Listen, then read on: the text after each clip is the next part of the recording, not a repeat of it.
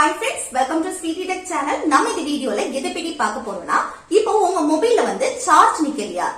எவ்வளவு சார்ஜ் போட்டாலும் டக்கு டக்குன்னு சார்ஜ் இறங்குதா? அதுக்கான ரீசன் என்ன? அதை இம்ப்ரூவ் பண்றதுக்கான சூப்பரான டிப்ஸ் பத்தி தான் நம்ம இந்த வீடியோல கிளியரா பார்க்க போறோம். ஓகே फ्रेंड्स, நம்ம சேனலை ஃபர்ஸ்ட் டைம் பாக்குறீங்கன்னா சப்ஸ்கிரைப் பண்ணுங்க. கூடவே இருக்க பெல் ஐகானையும் கிளிக் செய்து ஆல்ங்கிற ஆப்ஷனையும் வந்து எனேபிள் பண்ணுங்க. அப்பதான் நம்ம சேனல்ல போடக்கூடிய வீடியோஸ் எல்லாமே உங்களுக்கு நோட்டிபிகேஷன் வரும். ஓகே, வீடியோக்குள்ள போகலாம். ஃபர்ஸ்ட் என்னன்னா, இப்போ உங்க மொபைல வந்து சார்ஜ் போடுவீங்க.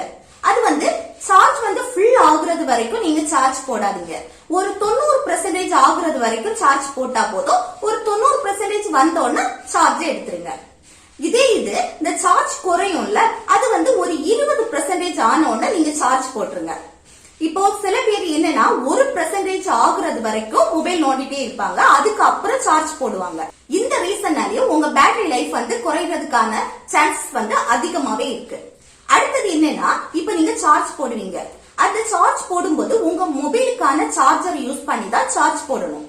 இப்ப வேற மொபைல் உள்ள சார்ஜர் யூஸ் பண்ணி நீங்க சார்ஜ் போடக்கூடாது. அப்படி நீங்க வந்து சார்ஜ் போடுறதுனால உங்க பேட்டரி லைஃப் வந்து குறைறதுக்கான சான்சஸ் வந்து அதிகமாவே இருக்கு.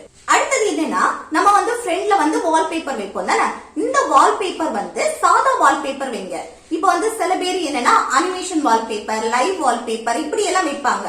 இது வைக்கிறது மூலமும் நம்ம சார்ஜ் வந்து டக்குன்னு குறைஞ்சு டவுன் ஆகுறதுக்கான சான்சஸ் வந்து அதிகமாவே இருக்கு. அடுத்து நெக்ஸ்ட் என்னன்னா, நம்ம மொபைல்ல வந்து வைஃபை, ப்ளூடூத், லொகேஷன் இதெல்லாம் இருக்கும் தானே, இதை வந்து எப்பவுமே நீங்க வந்து ஆன் பண்ணி வைக்காதீங்க. உங்க தேவைக்கு மட்டும் ஆன் பண்ணி வைங்க. தேவை முடிஞ்சதும் அதை ஆஃப் பண்ணி வைங்க. இதை எப்போ ஆன் பண்ணி வைக்கிறது மூலமா நம்ம பேட்டரி சார்ஜ் வந்து இறங்குறதுக்கான சான்சஸ் வந்து அதிகமாவே இருக்கு. அடுத்து நெக்ஸ்ட் என்னன்னா, நம்ம மொபைல்ல நிறைய ஆப்ஸ் இருக்கும். அதுல நம்ம யூஸ் பண்ணக்கூடிய ஆப்ஸ மட்டும் வச்சுட்டு நம்ம யூஸ் பண்ணாத ஆப்ஸ் நிறைய இருக்கும்ல, அது எல்லாமே அன்இன்ஸ்டால் பண்ணுங்க.